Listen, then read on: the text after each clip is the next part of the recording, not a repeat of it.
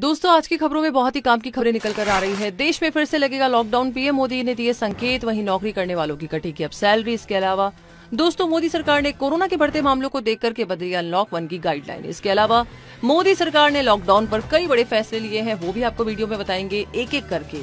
तो दोस्तों, आज हम इस वीडियो में इन सारी महत्वपूर्ण और बड़ी खबरों के बारे में आपको बताएंगे। वीडियो शुरू करें उससे पहले आपसे छोटी सी रिक्वेस्ट है दोस्तों, आपको बता दें कि इस वीडियो को बनाने में काफी ज्यादा मेहनत लगती है। अगर आप इस वीडियो को लाइक करके पूरी वीडियो देखेंगे तो हमारी मेहनत सफल होगी। इसीलिए दोस्तों, प्लीज वीडियो को पूरा जरूर देखें। सबसे पहली खबर है कि देश में फिर लग सकता है लॉकडाउन, मुख्यमंत्रियों के साथ बातचीत करेंगे पीएम मोदी। जी हां दोस्तों, देश में कोरोना संक्रमितों की संख्या 3 लाख को पार हो गई है। देश में कोरोना के प्रकोप को रोकने के लिए मोदी 16 और 17 जून को देश के सभी राज्यों और केंद्र शासित राज्यों के मुख्यमंत्रियों से वीडियो कॉन्फ्रेंसिंग के जरिए बातचीत करेंगे। कोरोना संकट को लेकर के मुख्यमंत्रियों से उनकी 6वीं बार बातचीत होगी। इसमें देश में कोरोना के बढ़ते मामलों को लेकर के समीक्षा की जाएगी। साथ ही 8 जून से लागू किए गए अनलॉक 1 की भी समीक्षा होगी। माना जा रहा है कि मुख्यमंत्रियों से सलाह मशवरा लेने के बाद केंद्र सरकार कोरोना की रोकथाम के लिए लॉकडाउन वापस लगा सकती है या फिर अनलॉक 1 की छूट में कुछ बदलाव कर सकती है।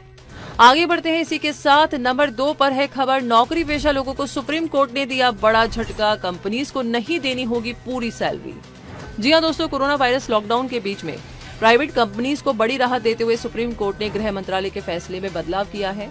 गृह मंत्रालय ने कहा था कि लॉकडाउन के दौरान काम बंद होने के बावजूद कंपनीज अपने कर्मचारियों को पूरी सैलरी दे। हालांकि सुप्रीम कोर्ट ने इस फैसले को बदल दिया है। अदालत का मानना है कि इस मामले का हल प्राइवेट कंपनीज और उसमें काम करने वाले कर्मचारियों को आपसी बातचीत से निकालना चाहिए।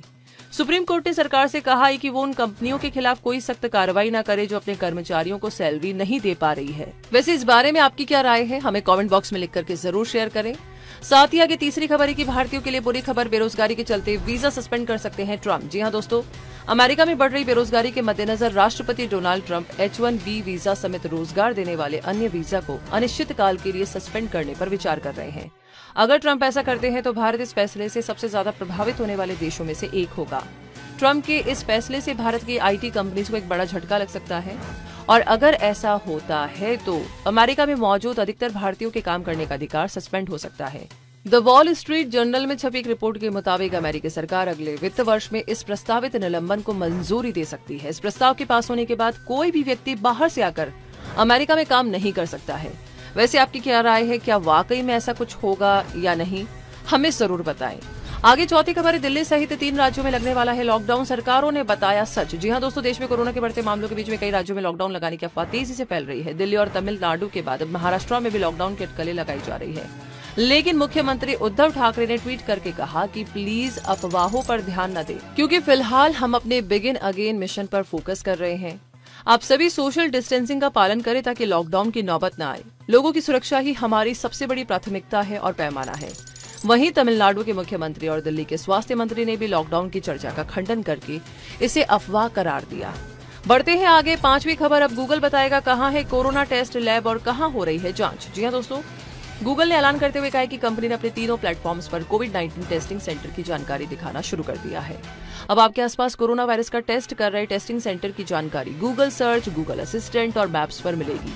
गूगल इंडिया ने अपने ट्विटर अकाउंट के जरिए जानकारी दी है। इसके लिए गूगल ने ICMR और MyGov के साथ साझेदारी की है। गूगल ने बताया कि कंपनी ने अब तक गूगल सर्च, असिस्टेंट और मैप्स में देश भर के 300 शहरों के लिए 700 टेस्टिंग लैब्स को इंटीग्रेट कर दिया है। अंग्रेजी, हिंदी के अलावा 8 क्षेत्रीय में लैब सर्च रिजल्ट उपलब्ध है। इसी के साथ आगे छठी खबर है, अनलॉक 1 अब रात के कर्फ्यू में ये भी छूट मिलेगी। जी हां दोस्तों, गृह मंत्रालय ने कहा है कि देश में जारी अनलॉक 1 के दौरान रात 9 बजे से सुबह 5 बजे तक लोगों की गतिविधियों पर प्रतिबंध रहेगा, लेकिन राजमार्गों पर यात्रियों को ले जाने वाली बसों और माल ढोने वाली ट्रकों की आवाजाही पर कोई प्रतिबंध नहीं है। गृह मंत्रालय ने सभी राज्यों को भेजे संदेश में ये भी कहा है कि रात के दौरान लोगों की गतिविधियों पर रोक लगाने का उद्देश्य प्राथमिक रूप से लोगों को एकत्र होने से रोकने और भौतिक दूरी सुनिश्चित करने पर केंद्रित है, लेकिन इसका उद्देश्य आपूर्ति श्रृंखला और साजो सामान को लाने ले जाने पर रोक का नहीं है। आगे आप क्या कहेंगे इस बारे में, ये हमें जरूर बताएं।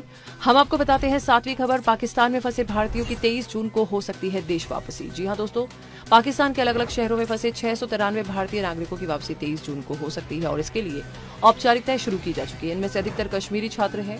वहीं पंजाब, महाराष्ट्र और साथ ही साथ गुजरात से भी लोग पाकिस्तान यात्रा पर गए थे और लॉकडाउन के बाद वहीं पर फंस गए थे। सूत्रों ने बताया कि इनकी वापसी हवाई मार्ग से नहीं बल्कि वाघा अटारी बॉर्डर से होगी। आपको बता दें कि लॉकडाउन की घोषणा से पहले मार्च में ही भारत पाक सीमा को सील कर दिया गया था और अंतर्राष्ट्रीय उड़ानों पर भी रोक लगा दी थी। तभी से ये भारतीय नागरिक पाकिस्तान में फंसे हुए हैं। आगे बढ़ते हैं 8वीं खबर की तरफ। दिल्ली की हालत पर बोले गंभीर, जरूरत पड़ने पर ही निकले बाहर, सीएम नहीं लेंगे जिम्मेदारी। जी हां दोस्तों, देश की राजधानी दिल्ली में लगातार कोरोना वायरस के मरीजों की संख्या में उछाल देखा जा रहा है। अब राजधानी के हालात ये है कि दिल्ली में कोरोना वायरस के मरीजों को अस्पताल में बेड तक मिलना मुश्किल हो रहा है। वहीं बीजेपी सांसद गौतम गंभीर ने अब दिल्ली सरकार पर निशाना साधा है। गौतम गंभीर ने ट्वीट करते हुए कहा है कि विज्ञापन अभियान विफल हो गए हैं। केंद्र, पड़ोसी राज्यों, अस्पतालों, टेस्टिंग एप्स को दोषी ठहराया गया है। आगे सुप्रीम कोर्ट को भी दोषी ठहराया जाएगा। जरूरत पड़ने पर ही बाहर जाइए क्योंकि सीएम जिम्मेदारी नहीं लेंगे। वैसे इस बारे में आप क्या कहेंगे? दिल्ली के हालातों के बारे में हमसे जरूर शेयर करें।